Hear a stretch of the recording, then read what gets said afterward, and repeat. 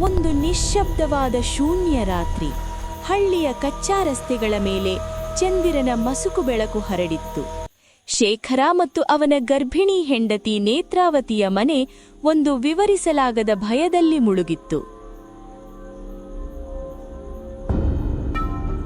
ಹತ್ತಿರದಲ್ಲೇ ಶೇಖರನ ಚಿಕ್ಕಪ್ಪ ಬಾಬುರಾಯ್ ಮತ್ತು ಚಿಕ್ಕಮ್ಮ ಕಾವೇರಿಯ ಮನೆ ಇತ್ತು. ಅದರ ಕತ್ತಲೆ ತುಂಬಿದ ಕಿಟಕಿಗಳು ಇಂದು ಯಾಕೋ ನಿಗೂಢವಾಗಿ ಕಾಣುತ್ತಿದ್ದವು. ಕಾವೇರಿಯ ಮನೆಯ ಮುಚ್ಚಿದ ಬಾಗಿಲು ಕಿಟಕಿಗಳು ಹೊರನೋಟಕ್ಕೆ ಶಾಂತವಾಗಿದ್ದವು, ಆದರೆ ಅದರ ಹಿಂದೆ ಒಂದು ಭಯಾನಕ ರಹಸ್ಯ ಅಡಗಿತ್ತು. ರೀ, ನನಗೆ ತುಂಬಾ ಭಯ ಆಗ್ತಿದೆ ಕಣ್ರಿ. ಕಳೆದ ಕೆಲವು ದಿನಗಳಿಂದ ಮನೇಲಿ ಎಲ್ಲವೂ ಒಂಥರ ವಿಚಿತ್ರವಾಗಿ ನಡೀತಿದೆ. ಯಾರೋ ನಮ್ಮನ್ನ ಪ್ರತಿ ಕ್ಷಣ ನೋಡ್ತಾ ಇದ್ದಾರೆ ಅಂತ ಅನ್ನಿಸ್ತಿದೆ. ಅಯ್ಯೋ ನೇತ್ರ, ಇದೆಲ್ಲ ನಿನ್ನ ಭ್ರಮೆ ಅಷ್ಟೇ. ನೀನು ಪ್ರೆಗ್ನೆಂಟ್ ಅಲ್ವಾ, ಅದಕ್ಕೆ ಜಾಸ್ತಿ ಯೋಚನೆ ಮಾಡ್ತಿದೀಯಾ. ಅರೆ, ಇಲ್ಲಿ ನಮ್ಮಿಬ್ಬರನ್ನ ಬಿಟ್ರೆ ಬೇರೆ ಯಾರಿರ್ತಾರೇಳು? ಇಲ್ಲಿ ಯಾರೂ ಇಲ್ಲ. ತಕ್ಷಣ ಅಡುಗೆ ಮನೆಯಿಂದ ಪಾತ್ರೆಯೊಂದು ನೆಲಕ್ಕೆ ಬಿದ್ದ ಜೋರಾದ ಶಬ್ದ ಕೇಳಿಸಿತು. ಇಬ್ಬರು ಬೆಚ್ಚಿ ಬಿದ್ದರು. ಶೇಖರ ಟಾರ್ಚ್ ಹಿಡಿದು ಅಡುಗೆ ಮನೆಯ ಕಡೆಗೆ ಹೋದನು. ಅಡುಗೆ ಮನೆಯಲ್ಲಿ ಎಲ್ಲವೂ ಅದರದ್ದೇ ಜಾಗದಲ್ಲಿತ್ತು. ಆದರೆ ನೆಲದ ಮೇಲೆ ಉಪ್ಪಿನ ರಾಶಿಯನ್ನು ಯಾರೋ ಉದ್ದೇಶಪೂರ್ವಕವಾಗಿ ಯಾವುದೋ ಕಪ್ಪು ಆಕೃತಿಯಂತೆ ಹರಡಿದ ಹಾಗೆ ಬಿದ್ದಿತ್ತು. ಅಡುಗೆ ಮನೆಯ ಪರಿಸ್ಥಿತಿ ನೋಡಿ ನೇತ್ರಾವತಿ ಗಡಗಡ ನಡುಗಿದಳು. ಇದೇನಿದು? ನೆಲದ ಮೇಲೆ ಉಪ್ಪು ಹೇಗ್ ಬಿತ್ತು? ಮತ್ತೆ ಇದ್ರಲ್ಲಿ ಈ ಆಕೃತಿ ಹೇಗ್ ಬಂತು? ರೀ, ಖಂಡಿತ ಇಲ್ಲಿ ಯಾರೋ ಇದ್ದಾರೆ. ನಾನು ಹೇಳಿಲ್ವಾ ನಮ್ಮಿಬ್ರನ್ನ ಬಿಟ್ಟು ಈ ಮನೇಲಿ ಇನ್ಯಾರೋ ಇದ್ದಾರೆ ಅಂತ? ಯಾರದು? ಯಾರಿಲ್ಲಿರೋದು? ನನಗಂತೂ ಏನೂ ಅರ್ಥ ಆಗ್ತಿಲ್ಲ ನೇತ್ರ. ಒಂದ್ವೇಳೆ ಯಾರಾದರೂ ಇಲ್ಲಿ ಬಂದಿದ್ರೆ ಹೋದದ್ದೆಲ್ಲಿಗೆ? ಅಡಿಗೆ ಮನೆಯಿಂದ ಹೊರಗೆ ಹೋಗಕ್ಕೆ ಇರೋದಿದೊಂದೇ ದಾರಿ. ನಾವು ಹೊರಗಡೆನೇ ಇದ್ವಲ್ಲ, ಮತ್ತವರು ಎಲ್ಲಿಗೆ ಹೋದ್ರು? ಶೇಖರನ ಚಿಕ್ಕಪ್ಪ ಬಾಬುರೈ ಪಕ್ಕದ ಮನೆಯಲ್ಲೇ ಇರೋದು. ಆತ ಒಬ್ಬ ಬಲಹೀನ ಮತ್ತು ದುರಾಸೆಯ ಮನುಷ್ಯ. ಇನ್ನು ಚಿಕ್ಕಮ್ಮ ಕಾವೇರಿ, ಅವಳ ಕಣ್ಣುಗಳು ಯಾವಾಗಲೂ ನಿದ್ರೆಯಿಲ್ಲದೆ ಕೆಂಪಗಿರುತ್ತಿದ್ದವು. ಅವಳು ಆ ಕೋಣೆಯಲ್ಲಿ ಕೂತಿದ್ದಳು. ಅವಳ ಮುಂದೆ ನೆಲದ ಮೇಲೆ ಕುಂಕುಮ, ನಿಂಬೆಹಣ್ಣು ಮತ್ತು ಕೆಲವು ಮಾಟಮಂತ್ರದ ಸಾಮಗ್ರಿಗಳಿದ್ದವು. ಮನೆಯ ಹೊರಗೆ ಬೆಕ್ಕುಗಳು ಕಿರುಚುವ ಶಬ್ದ ಕೇಳಿಸುತ್ತಿತ್ತು, ಯಾವುದೋ ಅಶುಭ ಘಟನೆಯ ಮುನ್ಸೂಚನೆ ನೀಡುವಂತೆ. ಕಾವೇರಿ, ನಿನ್ನ ಮಂತ್ರ ಕೆಲ್ಸ ಮಾಡ್ತಿದೆ ಅನ್ಸುತ್ತೆ. ಶೇಖರ ಮತ್ತೆ ಅವನ ಹೆಂಡತಿ ಕಂಗಾಲಾಗಿದ್ದಾರೆ. ಇದಂತೂ ಬರೀ ಆರಂಭ ಅಷ್ಟೇ ರೀ. ಅವರು ಆ ಆಸ್ತಿಯನ್ನ ನಮ್ಮ ಹೆಸರಿಗೆ ಬರೆಯೋವರೆಗೂ ಈ ಕಾಟ ನಿಲ್ಲೋದಿಲ್ಲ. ನೀವು ನೋಡ್ತಾ ಇರಿ, ಅವಳ ಗರ್ಭಿಣಿ. ಆ ಭಯ ಅವಳನ್ನ ಇನ್ನೂ ದುರ್ಬಲ ಮಾಡತ್ತೆ. ಅವರ ಜಮೀನು, ಆ ಮನೆ ಎಲ್ಲವೂ ನಮ್ಮದೇ ಆಗತ್ತೆ. ನಮ್ಮದೇ. ಮುಂದಿನ ಕೆಲವು ದಿನಗಳು ಶೇಖರ ಮತ್ತು ನೇತ್ರಾವತಿಗೆ ತುಂಬಾ ಭಯಾನಕವಾಗಿದ್ದವು. ರಾತ್ರಿ ಹೊತ್ತು ಬಾಗಿಲಿಗೆ ಯಾರೋ ಜೋರಾಗಿ ಬಡಿಯುತ್ತಿದ್ದರು. ಆದರೆ ಹೊರಗೆ ಹೋಗಿ ನೋಡಿದರೆ ಯಾರೂ ಇರುತ್ತಿರಲಿಲ್ಲ. ಇದ್ದಕ್ಕಿದ್ದಂತೆ ಮನೆಯೊಳಗೆ ವಿಚಿತ್ರ ಶಬ್ದಗಳು ಬರಲಾರಂಭಿಸಿದವು. ನೇತ್ರಾವತಿ ದಬಕ್ಕನೆ ಎದ್ದು ಕೂರುತ್ತಿದ್ದಳು.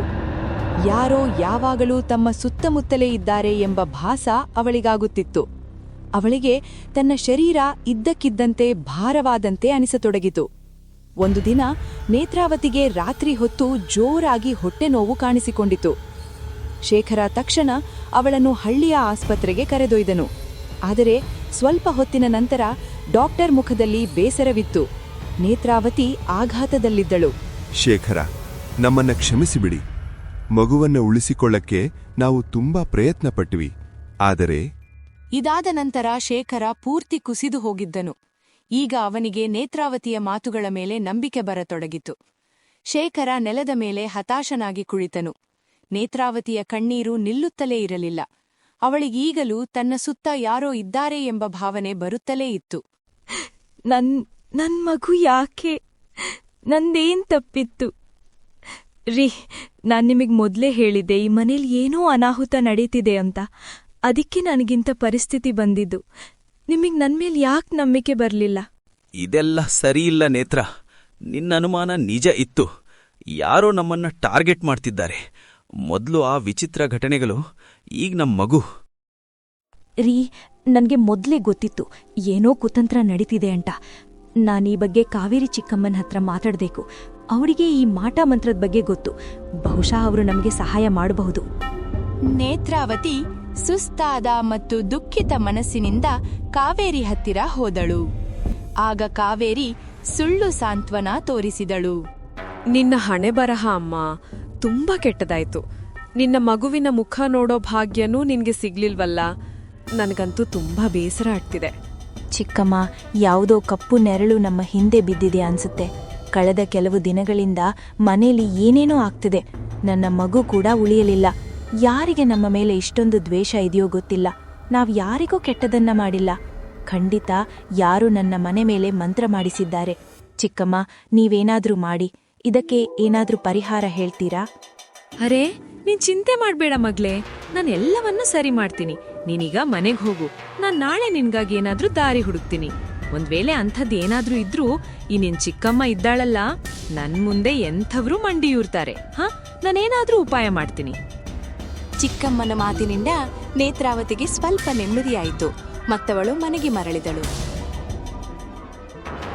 1 ವಾರದ ನಂತರ ನೇತ್ರಾವತಿ ಅಡುಗೆ ಮನೆಯಲ್ಲಿ ಹಾಲು ಕಾಯಿಸುತ್ತಿದ್ದಳು. ಇದ್ದಕ್ಕಿದ್ದಂತೆ ಹಾಲಿನ ಬಣ್ಣ ಕಪ್ಪಾಯಿತು ಮತ್ತು ಹಾಲಿನಿಂದ ಅಸಹ್ಯಕರವಾದ ವಾಸನೆ ಬರತೊಡಗಿತು. ನೇತ್ರಾವತಿಗೆ ಆತಂಕವಾಯಿತು. ಅವಳಿಗೆ ಮತ್ತೆ ಕಾವೇರಿ ಹತ್ತಿರ ಹೋಗಿ ಮಾತನಾಡಬೇಕೆನಿಸಿತು. ಹಾಗಾಗಿ ಅವಳು ರಾತ್ರಿ ಊಟದ ನಂತರ ಯಾರಿಗೂ ತಿಳಿಯದಂತೆ ಚಿಕ್ಕಮ್ಮನ ಮನೆಗೆ ಹೋದಳು. ಬಾಗಿಲು ಸ್ವಲ್ಪ ತೆರೆದಿತ್ತು. ಒಳಗಿನಿಂದ ಮೆಲ್ಲನೆ ಮಾತುಗಳು ಕೇಳುತ್ತಿದ್ದವು. ನೇತ್ರಾವತಿ ಕಿಟಕಿಯಿಂದ ಒಳಗೆ ಇಣುಕಿ ನೋಡಿದಳು. ಆಗ ಅವಳ ಕಿವಿಗೆ ಬಿದ್ದ ಮಾತುಗಳನ್ನು ಅವಳಿಗೆ ನಂಬಲು ಸಾಧ್ಯವಾಗಲಿಲ್ಲ. ಕಾವೇರಿ, ನೀನು ನೇತ್ರಾವತಿಗೆ ಏನ್ ಹೇಳಿದ್ದೀಯಾ? ಎಲ್ಲಾದ್ರೂ ಅವಳಿಗೆ ಅನುಮಾನ ಬಂದಿದೆಯಾ? ಅವಳು ತುಂಬಾ ಜಾಣಿ ಇದ್ದಾಳೆ. ನಮ್ಮ ಪ್ಲಾನ್ ಎಲ್ಲ ಕೆಡಿಸಿಬಿಟ್ಟಾಳು. ಅರೆ, ಅವಳಿಗೆ ನನ್ನ ಮೇಲೆ ಪೂರ್ತಿ ನಂಬಿಕೆ ಇದೆ. ನಾನವಳಿಗೆ ಸುಳ್ಳು ಭರವಸೆ ಕೊಟ್ಟಿದ್ದೀನಿ. ಅಯ್ಯೋ, ಅವಳೊಬ್ಳು ದಡ್ಡ ಶಿಖಾಮಣಿ. ನಾನವಳಿಗೆ ಸಹಾಯ ಮಾಡ್ತಿದ್ದೀನಿ ಅಂತ ಅನ್ಕೊಂಡಿದ್ದಾಳೆ. ಭಕ್ಷಕನೇ ರಕ್ಷಕ ಆಗಕ್ಕೆ ಹೇಗೆ ಸಾಧ್ಯ? ಯಾರಿಂದ ಇದೆಲ್ಲ ಆಗ್ತಿದ್ಯೋ ಅವಳ ಹತ್ರನೇ ಸಹಾಯ ಕೇಳಕ್ ಬಂದಿದ್ದಾಳೆ ನೋಡಿ. ನೇತ್ರಾವತಿ ಬೆಚ್ಚಿಬಿದ್ದಳು. ಅವಳ ಉಸಿರು ನಿಂತಂತಾಯಿತು. ತನ್ನ ಕಿವಿಗಳನ್ನೇ ತಾನು ನಂಬುವುದು ಕಷ್ಟವಾಯಿತು. ಈಗ ಜಮೀನ್ ಯಾವಾಗ ಸಿಗುತ್ತೆ? ಇನ್ನು ಎಷ್ಟು ಟೈಮ್ ಬೇಕು? ನಿನ್ ಮಂತ್ರ ಅಷ್ಟೊಂದ್ ಸರಿಯಾಗಿ ಕೆಲ್ಸ ಮಾಡ್ತಿಲ್ಲ ಅನ್ಸುತ್ತೆ. ನೀವು ನೋಡ್ತಾ ಇರಿ. ಇವತ್ತು ರಾತ್ರಿ ನಾನು ಇನ್ನೊಂದು ಪೂಜೆ ಮಾಡ್ತೀನಿ. ಶೇಖರನ್ನ ಎಷ್ಟು ಹೆದರಿಸ್ತೀನಿ ಅಂದ್ರೆ ಅವನು ಈ ಹಳ್ಳಿನೇ ಬಿಟ್ಟು ಓಡಿ ಹೋಗ್ಬೇಕು. ಆಮೇಲೆ ಅವನೇ ಬಂದು ಜಮೀನಿನ ಪೇಪರ್ಸ್ ನಮ್ಮ ಮುಂದೆ ಇಡ್ತಾನೆ. ಇದೆಲ್ಲ ನನ್ನ ಆ ಕಪ್ಪು ಮಂತ್ರದ ಕೈಚಳಕ ಅಷ್ಟೇ. ನೇತ್ರಾವತಿಗೆ ತನ್ನ ಕಾಲು ಕೆಳಗಿನ ಭೂಮಿ ಕುಸಿದಂತಾಯಿತು. ಅವರೆಲ್ಲ ಕಷ್ಟಗಳಿಗೆ ಕಾರಣ ಶೇಖರನ ಸ್ವಂತ ಚಿಕ್ಕಪ್ಪ ಚಿಕ್ಕಮ್ಮನೇ ಆಗಿದ್ದರು. ಅವರು ಸದ್ದಿಲ್ಲದೆ ಅಲ್ಲಿಂದ ವಾಪಸ್ ತನ್ನ ಮನೆಗೆ ಬಂದಳು. ರೀ, ನಮ್ಗೆ ಇಷ್ಟೆಲ್ಲ ಆಗ್ತಿರೋದಕ್ಕೆ ಕಾರಣ ನಮ್ ಚಿಕ್ಕಪ್ಪ ಮತ್ತೆ ಚಿಕ್ಕಮ್ಮನೆ ಕಣ್ರಿ. ಅವ್ರಿಗೆ ನಮ್ ಜಮೀನು ಮತ್ತೆ ಮನೆ ಹೊಡೆಯೋ ಆಸೆ. ಅದಕ್ಕೆ ಚಿಕ್ಕಮ್ಮ ನಮ್ ಮನೆ ಮೇಲೆ ಮಾಟ ಮಾಡಿದ್ದಾರೆ. ರೀ, ನಮ್ಗೆ ಮನೆ ಜಮೀನು ಏನೂ ಬೇಡ, ಅವ್ರು ಕೊಟ್ಬಿಡೋಣ. ಏನಿದು ಮಾತಾಡ್ತಿದ್ಯಾ ನೇತ್ರ? ನಾವಾಗ್ಲೇ ಎಲ್ಲವನ್ನೂ ಕಳ್ಕೊಂಡಿದೀವಿ. ಈಗ ಈ ಮನೇನೂ ಅವ್ರಿಗೆ ಕೊಡೋದಾ? ನಾನವ್ರನ್ನ ಬಿಡಲ್ಲ. ಅವ್ರಿಗೆ ಸರಿಯಾದ ಪಾಠ ಕಲಿಸ್ಲೇಬೇಕು. ಬೇಡ ರೀ, ಅವ್ರ ಹತ್ರ ಹೋಗ್ಬೇಡಿ. ಆ ಕಾವೇರಿ ಚಿಕ್ಕಮ್ಮ ಒಳ್ಳೆಯವರಲ್ಲ. ಅವರು ಮಾಟ ಮಂತ್ರ ಮಾಡ್ತಾರೆ. ನನ್ ಕಿವಿಯಾರೇ ಕೇಳಿಸ್ಕೊಂಡಿದ್ದೀನಿ. ನಮ್ ಮಗು ಹೋದದ್ದು ಮತ್ತೆ ಮನೇಲಿ ನಡೆದ ಎಲ್ಲಾ ಘಟನೆಗಳ ಹಿಂದೆ ಅವ್ರದ್ದೇ ಕೈವಾಡ ಇದೆ. ನಾವೀ ಮನಿ ಜಮೀನು ಅವ್ರ ಹೆಸರಿಗೆ ಮಾಡೋ ತನಕ ಅವ್ರು ನಮ್ಮನ್ ಕಾಡ್ತೀವಿ ಅಂತ ಹೇಳ್ತಿದ್ರು. ಶೇಖರನ ಮುಖ ಕೆಂಪಗಾಯಿತು. ಕೋಪ ನೆತ್ತಿಗೇರಿತು. ಅವನು ಚಿಕ್ಕಪ್ಪ ಚಿಕ್ಕಮ್ಮನ ಮನೆಗೆ ಹೋಗಲು ಸಿದ್ಧನಾದ. ಇವತ್ತು ಮಾತ್ರ ನಾನವರನ್ನ ಸುಮ್ಮನೆ ಬಿಡಲ್ಲ. ಆ ಬಾಬು ರೈ ಮತ್ತೆ ಕಾವೇರಿ ಕಥೆ ಇವತ್ತೇ ಮುಗಿಸ್ತೀನಿ. ಬೇಡ ರೀ, ಇದು ಜಗಳ ಮಾಡೋಕೆ ಸರಿಯಾದ ಸಮಯ ಅಲ್ಲ. ಅಷ್ಟಕ್ಕೂ ನಾವು ಅವ್ರ ಜೊತೆ ಎದುರು ನಿಂತು ಹೋರಾಡೋಕ್ಕಾಗಲ್ಲ. ಚಿಕ್ಕಮ್ಮ ತುಂಬಾ ಡೇಂಜರಸ್. ಅವರು ನಮ್ಗೆ ಏನಾದ್ರೂ ಮಾಡಬಹುದು. ನಮ್ಗೆ ಅವರಿಂದ ಮುಕ್ತಿ ಬೇಕು ಅಷ್ಟೇ. ನಾವು ಅವರಿಗೆ ಈ ಆಸ್ತಿ ಜಮೀನು ಎಲ್ಲ ಕೊಟ್ಬಿಡೋಣ ಮತ್ತು ಅವ್ರ ಹತ್ರ ಒಂದು ಒಪ್ಪಂದ ಮಾಡ್ಕೊಳ್ಳೋಣ. ಒಪ್ಪಂದನ? ಎಂಥ ಒಪ್ಪಂದನೇ ಬ್ರಾ?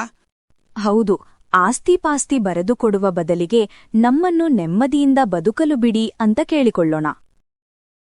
ತುಂಬಾ ಭಾರವಾದ ಮನಸ್ಸಿನಿಂದ ಮಾರನೇ ದಿನ ಶೇಖರ ಮತ್ತು ನೇತ್ರಾವತಿ ತಮ್ಮ ಜಮೀನನ್ನು ಚಿಕ್ಕಪ್ಪ ಚಿಕ್ಕಮ್ಮನ ಹೆಸರಿಗೆ ಬರೆದುಕೊಟ್ಟರು. ಚಿಕ್ಕಮ್ಮ, ಈ ಜಮೀನು ಈಗ ನಿಮ್ದಾಯ್ತು. ಈಗ್ಲಾದ್ರೂ ನಮ್ಗೆ ತೊಂದ್ರೆ ಕೊಡಲ್ಲ ಅಂತ ಮಾತು ಕೊಡಿ. ಅರೆ, ನೀನು ನನ್ ಸ್ವಂತ ಅಣ್ಣನ ಮಗ ಅಲ್ವಾ, ಇನ್ಯಾಕೆ ನಿನ್ನನ್ನ ಕಾಡ್ಲಿ? ಹೋಗು, ನೆಮ್ಮದಿಯಾಗಿರು. ಕೆಲವು ದಿನಗಳ ಶಾಂತಿಯ ನಂತರ ಒಂದು ರಾತ್ರಿ ಶೇಖರನಿಗೆ ಏನೋ ವಿಚಿತ್ರ ಅನುಭವವಾಯಿತು. ಅವನು ಮನೆಯ ಮಾಡಿನ ಕಡೆ ನೋಡುತ್ತಿದ್ದನು. ರೂಮಿನ ತುಂಬೆಲ್ಲ ಮಂಜು ಆವರಿಸಿದಂತಿತ್ತು. ಶೇಖರನ ಕಣ್ಣುಗಳು ಆಘಾತದಿಂದ ಅಗಲವಾದವು. ಮಾಡಿನ ಗೋಡೆಯಿಂದ ಒಂದು ಉದ್ದನೆಯ ಅಸ್ಥಿಪಂಜರದಂತಹ ಕಪ್ಪು ನೆರಳು ಕೆಳಗಿಳಿಯುತ್ತಿತ್ತು. ಅದರ ಕಣ್ಣುಗಳು ಉರಿಯುವ ಕೆಂಡದಂತಿದ್ದವು. ಗಾಳಿಯಲ್ಲಿ ಒಂದು ಕೆಟ್ಟ ವಾಸನೆ ಹರಡಿತು. ನೀನು ಈಗ ನನ್ನವನು. ನಿನ್ನ ಈ ದೇಹ, ಈ ಮನೆ ಎಲ್ಲವೂ ಈಗ ನನ್ನದೇ. ಶೇಖರ ಜೋರಾಗಿ ಕಿರುಚುತ್ತಾ ಹಾಸಿಗೆಯಿಂದ ಕೆಳಗೆ ಬಿದ್ದನು. ಯಾರು ನೀನು? ಯಾರು? ತಕ್ಷಣ ಶೇಖರನಿಗೆ ಎಚ್ಚರವಾಯಿತು. ಅವನು ಬೆವರಿನಲ್ಲಿ ಪೂರ್ತಿ ಒದ್ದೆಯಾಗಿದ್ದನು. ಉಸಿರಾಟ ಜೋರಾಗಿತ್ತು. ನೇತ್ರಾವತಿ ಓಡೋಡಿ ಶೇಖರನ ಹತ್ತಿರ ಬಂದಳು. ನೇತ್ರ, ಅದಿಲ್ಲೇ ಇತ್ತು. ಒಂದು ಕಪ್ಪು ನೆರಳು, ಯಾವುದೋ ಒಂದು ಕೆಟ್ಟ ಶಕ್ತಿಯದು ನನ್ನನ್ನು ತನ್ನ ಜೊತೆ ಕರೆದೊಯ್ಯಲು ಬಂದಿತ್ತು. ಅದು ನನ್ನನ್ನು ಬಿಡಲ್ಲ ನೇತ್ರ. ಆದ್ರೆ ಇಲ್ಲಿ ಯಾರೂ ಇಲ್ಲವಲ್ಲರಿ. ಏನಿದು ನಿಮ್ಮ ಪರಿಸ್ಥಿತಿ? ಯಾವುದಾದ್ರೂ ಕೆಟ್ಟ ಕನಸು ಕಂಡಿದ್ದೀಯಾ? ಇದಾದ ನಂತರ ಶೇಖರನಿಗೆ ವಿಪರೀತ ಜ್ವರ ಬಂದಿತು. ಅವನು ಹಾಸಿಗೆಯಿಂದ ಏಳಲಾಗುತ್ತಿರಲಿಲ್ಲ ಮತ್ತು ತನ್ನ ಸುತ್ತ ಯಾರೋ ಇದ್ದಾರೆ ಎಂದು ಸದಾ ಬಡಬಡಿಸುತ್ತಿದ್ದನು. ಅಯ್ಯೋ, ನಿಮ್ಗೇನಾಗ್ತಿದೆ? ನನಗೊತ್ತು, ಇದೆಲ್ಲ ಕಾವೇರಿ ಚಿಕ್ಕಮ್ಮನೆ ಮಾಡಿರೋದು. ಈಗ ಅವ್ರಿಗಿನ್ನೇನ್ ಬೇಕು? ಜಮೀನ್ ಕೊಟ್ಟಿದ್ದೀವಲ್ಲ, ಮತ್ತ್ಯಾಕಿದೆಲ್ಲ? ಇಲ್ಲ, ನಾನವ್ರ ಹತ್ರ ಮಾತಾಡೇ ಬರ್ತೀನಿ. ಅವ್ರು ನಮ್ ಜೊತೆ ಹೀಗ್ ಮಾಡಕ್ ಸಾಧ್ಯನೇ ಇಲ್ಲ. ನೇತ್ರಾವತಿಗೆ ಶೇಖರನ ಪರಿಸ್ಥಿತಿ ನೋಡಿ ತಡೆಯಲಾಗಲಿಲ್ಲ. ಅವಳು ಮತ್ತೆ ಕಾವೇರಿ ಹತ್ತಿರ ಹೋದಳು. ಚಿಕ್ಕಮ್ಮ, ನನ್ ಗಂಡ ಸಾಯೋ ಪರಿಸ್ಥಿತಿಯಲ್ಲಿದ್ದಾರೆ. ಈಗ್ಲಾದ್ರೂ ಹೇಳಿ, ನೀವ್ ಏನ್ ಮಾಡಿದ್ದೀರಾ ಅಂತ. ನಮ್ ಜಮೀನು, ವ್ಯವಹಾರ ಎಲ್ಲವನ್ನೂ ತಗೊಂಡ್ರಿ. ಬದ್ಲಿಗೆ ನಮ್ಮನ್ನು ನೆಮ್ಮದಿಯಿಂದ ಇರಲು ಬಿಡ್ತೀವಿ ಅಂತ ಒಪ್ಪಂದ ಮಾಡಿದ್ರಲ್ಲ, ಮತ್ತ್ಯಾಕಿದೆಲ್ಲ ಮಾಡ್ತಿದ್ದೀರಾ? ನನ್ಗೇನೂ ಗೊತ್ತಿಲ್ಲಮ್ಮ. ನಿನಗೇನಾದ್ರೂ ತಲೆ ಕೆಟ್ಟಿದ್ಯಾ? ಮೊದ್ಲು ಇಲ್ಲಿಂದ ಹೋಗು ನೀನು.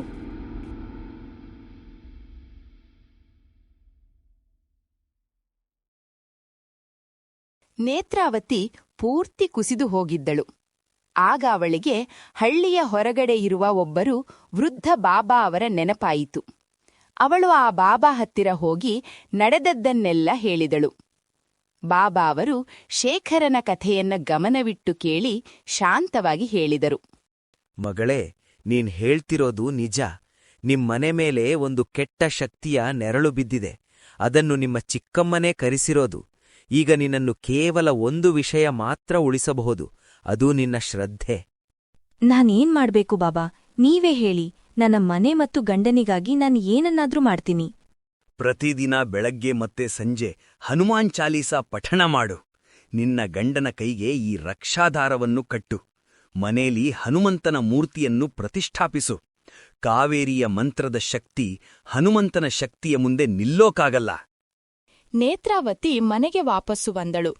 ತಕ್ಷಣ ಹನುಮಂತನ ಮೂರ್ತಿ ಇಟ್ಟು ದೀಪ ಹಚ್ಚಿ ಶೇಖರನ ಕೈಗೆ ಆ ದಾರವನ್ನು ಕಟ್ಟಿದಳು. ಅವಳು ದಾರ ಕಟ್ಟಿದ ತಕ್ಷಣ ಶೇಖರನ ಮುಖದಲ್ಲಿ ಒಂದು ನೆಮ್ಮದಿ ಕಂಡಿತು. ಹನುಮಾನ್ ಚಾಲೀಸಾ ಓದುತ್ತಿದ್ದಂತೆ ಯಾವುದೋ ಒಂದು ಕಪ್ಪು ನೆರಳು ಮನೆಯಿಂದ ಹೊರಗೆ ಓಡಿ ಹೋದಂತೆ ನೇತ್ರಾವತಿಗೆ ಭಾಸವಾಯಿತು. ಅತ್ತ ಕಾವೇರಿ ಸಿಟ್ಟಿನಿಂದ ಕೆಂಡವಾಗಿದ್ದಳು. ನೀನು ಸೋತುಬಿಟ್ಟಿಯಾ? ನಾನ್ ನಿನಗೆ ಕೊಟ್ಟ ಕೆಲಸ ಯಾಕೆ ಪೂರ್ತಿ ಮಾಡ್ಲಿಲ್ಲ? ಆ ಮನೆಯಲ್ಲಿ ಏನೋ ಒಂದು ಶಕ್ತಿ ನನ್ನನ್ನು ತಡೆಯುತ್ತಿದೆ. ನಾನು ಆ ಮನೆಯೊಳಗೆ ಹೋಗಕ್ಕೆ ಸಾಧ್ಯವಿಲ್ಲ. ಆ ಮನೆಯಲ್ಲಿ ಈಗ ಹನುಮಂತನ ವಾಸವಿದೆ. ನೀನಿಷ್ಟೊಂದು ದೌರ್ಬಲ್ಯದವನ? ನಿನ್ ಕೈಲಿ ಏನೂ ಮಾಡಕ್ಕಾಗಲ್ಲ. ಹೋಗಿಲ್ಲಿಂದ, ನನ್ ಕಣ್ಣೆದುರಿನಿಂದ ತೊಲಗು.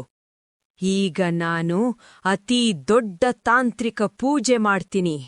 ಒಂದು ಘೋರವಾದ ಪಿಶಾಚಿಯನ್ನು ಅವರ ಮನೆಗೆ ಬಿಡ್ತೀನಿ. ನೋಡೋಣ ಅವರ ದೇವರು ಅವರನ್ನು ಎಷ್ಟು ದಿನ ಕಾಪಾಡ್ತಾರೆ ಅಂತ.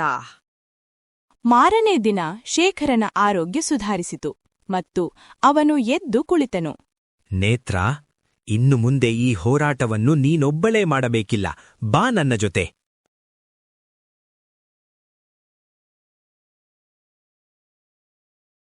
ಶೇಖರ ಹಳ್ಳಿಯಲ್ಲಿ ಪಂಚಾಯಿತಿ ಕರೆದನು. ಎಲ್ಲರ ಮುಂದೆ ಚಿಕ್ಕಪ್ಪ ಚಿಕ್ಕಮ್ಮನ ಕರಾಳ ಕೃತ್ಯಗಳು, ಜಮೀನಿನ ಆಸೆ ಮತ್ತು ಮಗು ಹೋದದ್ದನ್ನೆಲ್ಲ ವಿವರಿಸಿದನು. ನೇತ್ರಾವತಿ ಕೂಡ ಕಾವೇರಿ ಮತ್ತು ಬಾಬುರಾಯ್ ಮಾತನಾಡಿಕೊಂಡಿದ್ದನ್ನು ತನ್ನ ಕಿವಿಯಾರೆ ಕೇಳಿದ್ದನ್ನು ಹೇಳಿದಳು. ಬಾಬುರಾಯ್, ನಿನಗೆ ನಾಚಿಕೆ ಆಗ್ಬೇಕು. ನಿನ್ನ ಸ್ವಂತ ಅಣ್ಣನ ಮಗನಿಗೆ ಇಷ್ಟೊಂದು ಕೆಟ್ಟದ್ದು ಮಾಡೋದಾ? ಇಲ್ಲ, ಇದೆಲ್ಲ ಸುಳ್ಳು. ನಾವು ಇಂಥದ್ದೇನೂ ಮಾಡಿಲ್ಲ. ನಮ್ಮ ಹಳ್ಳಿಯಲ್ಲಿ ಇಂತಹ ಕೆಟ್ಟ ಜನರಿಗೆ ಜಾಗ ಇಲ್ಲ. ಬಾಬುರೈ ಮತ್ತೆ ಕಾವೇರಿ, ನೀವಿಬ್ರು ನಾಳೆ ಸೂರ್ಯ ಹುಟ್ಟುವ ಮೊದಲೇ ಈ ಹಳ್ಳಿ ಬಿಟ್ಟು ಹೋಗಬೇಕು. ಸರ್ಪಂಚರು ಇಬ್ಬರಿಗೂ ಹಳ್ಳಿಯಿಂದ ಹೊರಹೋಗುವಂತೆ ಆದೇಶ ನೀಡಿದರು. ಶೇಖರ, ನೀನು ಮಾಡಿದ್ದು ಸರಿಯಿಲ್ಲ. ಈಗ ನೋಡು ನಿನ್ನ ಗತಿ ಏನಾಗುತ್ತೆ ಅಂತ. ದ್ವೇಷದ ಬೆಂಕಿಯಲ್ಲಿ ಬೇಯುತ್ತಿದ್ದ ಕಾವೇರಿ ಮತ್ತು ಬಾಬುರೈ ಒಂದು ತಾಂತ್ರಿಕ ಪೂಜೆಯನ್ನು ಶುರು ಮಾಡಿದರು.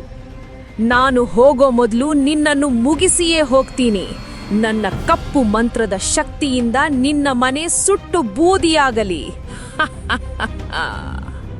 ನೇತ್ರಾವತಿಗೆ ಚಿಕ್ಕಮ್ಮ ಕೊನೆಯದಾಗಿ ಏನೋ ಮಾಡ್ತಾರೆ ಎನ್ನುವ ಆತಂಕವಿತ್ತು. ರೀ, ನನ್ಗೆ ತುಂಬಾ ಭಯ ಆಗ್ತಿದೆ. ಚಿಂತೆ ಮಾಡ್ಬೇಡ ನೇತ್ರ. ಬಾಬಾ ಹೇಳಿದ್ರಲ್ಲ, ನಮ್ಮ ಶ್ರದ್ಧೆಯೇ ನಮ್ಮ ಕವಚ ಅಂತ. ಅವರು ನಮಗೆ ಏನೂ ಮಾಡಕ್ಕಾಗಲ್ಲ. ಅವರಿಬ್ಬರು ಹನುಮಂತನ ಮೂರ್ತಿಯ ಮುಂದೆ ಕುಳಿತು ಪೂರ್ತಿ ರಾತ್ರಿ ಹನುಮಾನ್ ಚಾಲೀಸಾ ಪಠಣ ಮಾಡಿದರು. ಕಾವೇರಿಯ ಕಪ್ಪು ಮಂತ್ರ ಶೇಖರನ ಮನೆಯ ಕಡೆ ಬಂದ ತಕ್ಷಣ ಹನುಮಾನ್ ಚಾಲೀಸಾದ ಶಕ್ತಿಯಿಂದ ಚೂರಾಗಿ ಚದುರಿ ಹೋಯಿತು. ಅಯ್ಯೋ, ಇದೇನಿದು? ನನಗೇನಾಗ್ತಿದೆ? ಯಾವುದೋ ಶಕ್ತಿ ನನ್ನನ್ನ ಸುಡ್ತಿದೆ. ಕಾವೇರಿಯ ಸುತ್ತಲೂ ಅವಳೇ ಕರೆಸಿದ್ದ ಆ ಕಪ್ಪು ನೆರಳು ಸುತ್ತುವರಿಯಿತು. ಆ ನೆರಳು ಬಾಬೂರೈಯನ್ನು ಗಾಳಿಯಲ್ಲಿ ಎತ್ತಿ ನೆಲಕ್ಕೆ ಅಪ್ಪಳಿಸಿತು. ಬಾಬೂರೈನ ಕಿರುಚಾಟ ಆ ಕತ್ತಲೆಯಲ್ಲಿ ಮರೆಯಾಯಿತು. ನಂತರ ಆ ಕಪ್ಪು ನೆರಳು ಕಾವೇರಿಯ ಮೇಲೆ ಜಿಗಿಯಿತು. ನನ್ನ ಯಜಮಾನಿಯೇ, ನಿನ್ನ ಶಕ್ತಿ ಈಗ ಮುಗಿದು ಹೋಯಿತು.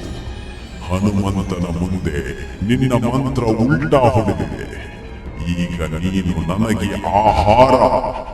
ಕಾವೇರಿ ತನ್ನದೇ ತಾಂತ್ರಿಕ ಪೂಜೆಯ ಬೆಂಕಿಯಲ್ಲಿ ಸುಟ್ಟು ಬೂದಿಯಾದಳು. ಮುಂಜಾನೆಯ ಮೊದಲ ಕಿರಣ ಶೇಖರ ಮತ್ತು ನೇತ್ರಾವತಿಯ ಮನೆಯ ಮೇಲೆ ಬಿದ್ದಿತು. ಈಗ ಅವರು ಸುರಕ್ಷಿತವಾಗಿದ್ದರು. ಹೊರಗೆ ಚಿಕ್ಕಪ್ಪ ಚಿಕ್ಕಮ್ಮನ ಮನೆಯ ಹತ್ತಿರ ಭಯಾನಕ ಪೂಜೆಯ ಗುರುತುಗಳು ಮತ್ತು ಸ್ವಲ್ಪ ಬೂದಿ ಮಾತ್ರ ಇತ್ತು. ಕಾವೇರಿಯ ಕಪ್ಪು ಮಂತ್ರ ಅವಳಿಗೇ ಮುಳುವಾಗಿತ್ತು.